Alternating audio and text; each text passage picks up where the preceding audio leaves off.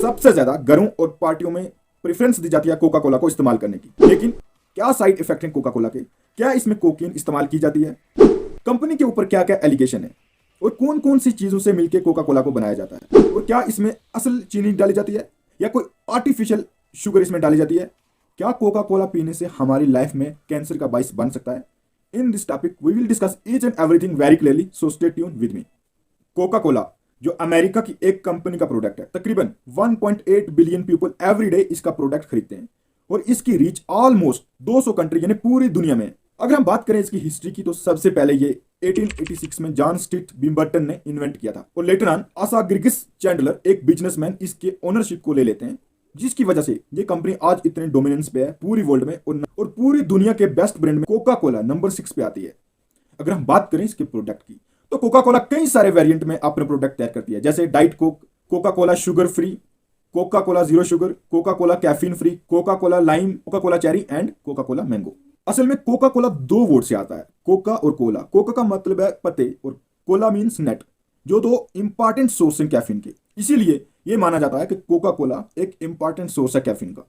और दूसरी साइड इसके इंग्रेडिएंट की बात करें तो सबसे ज्यादा carbonated water, caffeine, sugar, fructose corn syrup, phosphoric acid और दूसरे नेचुरल फ्लेवर और कैरामिनल कलर यूज किया जाता है इसके प्रोडक्ट बनाने में।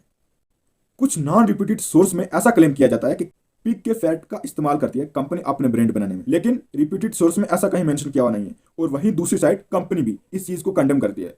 और दूसरी साइड अगर हम बात करें इसके जियोग्राफिकल स्प्रेड की तो ये ऑलमोस्ट 200 कंट्री में पूरे वर्ल्ड में सर्व करती है, एक्सेप्ट नॉर्थ कोरिया और क्यूबा। नॉर्थ कोरिया इसलिए कि कंपनी एक अमेरिका की है, तो अमेरिका और नॉर्थ कोरिया के रिलेशनशिप आपस में अच्छे नहीं है। और वहीं दूसरी साइड रशिया में लास्ट ईयर इसका ऑपरेशन बंद हो चुका था यूक्रेन पे हमले की वजह से। इस्लामिक कंट्री में ये काफी डिबेट और डिस्कशन का हिस्सा रहता है वेदर मुस्लिम को अलो किया जाना चाहिए इस प्रोडक्ट को कंज्यूम करना या नहीं। इवन 20th सेंचुरी में इजिप्ट ने एक फतवा भी निकाला था इसी क्वेश्चन को सॉल्व करने के लिए कि क्या मुस्लिम को अलो किया जाना चाहिए या कि नहीं। तो अकॉर्डिंग टू हनफिया एंड शाफिया, वो ऐसा कहते हैं फतवे में कि हर वो चीज अलो की जानी चाहिए कंज्यूम करना जो डायरेक्टली और स्पेसिफिकली मेंशन नहीं है, ना कंज्यूम करना कुरान में। तो ओवरऑल इस्लामिक जूरिस्ट का यह मानना है कि इस प्रोडक्ट को कंज्यूम करना चाहिए क्योंकि इसका डायरेक्टली कोई जिक्र नहीं है मेंशन किया हुआ कुरान में। और दूसरी साइड अगर हम बात करें इसकी सेल की तो इंडिया में नंबर 3 पे सबसे ज्यादा बिकने वाला ये ब्रांड है। वहीं पहले नंबर पे पेप्सी और दूसरे नंबर पे इंडिया का अपना लोकल ब्रांड थम्स अप। और इसके साथ साथ अगर हम बात करें तो ये मेडिसिनल पर्पस के लिए भी इस्तेमाल किया जाता है, मोस्टली ऑन पेशेंट।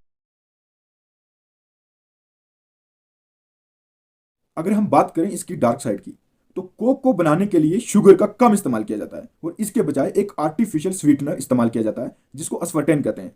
ऐसा माना जाता है WHO की रिपोर्ट के अकॉर्डिंग कि अगर एक्सेसिव लिमिट में अस्पर्टेन इस्तेमाल किया जाता है तो इट में काज कैंसर।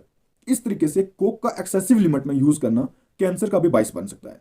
और इसके बाद बात करें तो कंपनी पे कई सारे दूसरे एलिगेशंस भी हैं, जैसे एनवायरमेंटलिस्ट के द्वारा ऐसा माना जाता है कि ये सबसे बड़ा और लार्जेस्ट सोर्स है सिंगल यूज प्लास्टिक में और तकरीबन नियरली हर दिन 1.8 बिलियन पीपल इसके प्रोडक्ट को खरीदते हैं और जो कंट्रीब्यूट करता है large source single use plastic का। वहीं दूसरी साइड 2022 में कंपनी ने यह भी कहा कि 25% जो सिंगल यूज प्लास्टिक है इसको रीयूज करेगी कंपनी। और दूसरी साइड कंपनी इस क्रिटिसिज्म का शिकार भी है कि ये रेशियल डिस्क्रिमिनेशन करते हैं, यानी जो एम्प्लॉयर हायर करते हैं उनमें जो व्हाइट पीपल है उनको कम प्रायोरिटी दी जाती है। ऐसा इसलिए है कि वो एरोगेंट है और कंपनी के अगेंस्ट बोलते हैं। और नंबर 4, कंपनी इन एलिगेशन से भी दो चार है कि कोलंबिया स्क्वाड डेथ की ये एक रिस्पॉन्सिबल है। ऐसा इसलिए था कि कई सारे यूनियन ट्रेड वर्कर जो थे वो इसके अगेंस्ट में प्रोटेस्ट कर रहे थे, तो उनको किडनैप करवाना, टार्चर, हरेसमेंट और उनकी डेथ करवाना यूनाइटेड फोर्सेस ऑफ कोलंबिया के द्वारा। तो ओवरऑल इस तरह के कई सारे छोटे और बड़े एलिगेशन कंपनी पे टाइम टू टाइम लगते रहे। तो ओवरऑल अगर मैं कंक्लूजन पे आऊं तो मैं ये कहूंगा कि ठीक है हमें कोक लेना चाहिए बट इसकी लिमिट को रीजनेबल रखना चाहिए, otherwise it may cause cancer and injurious to our health. Thank you so much.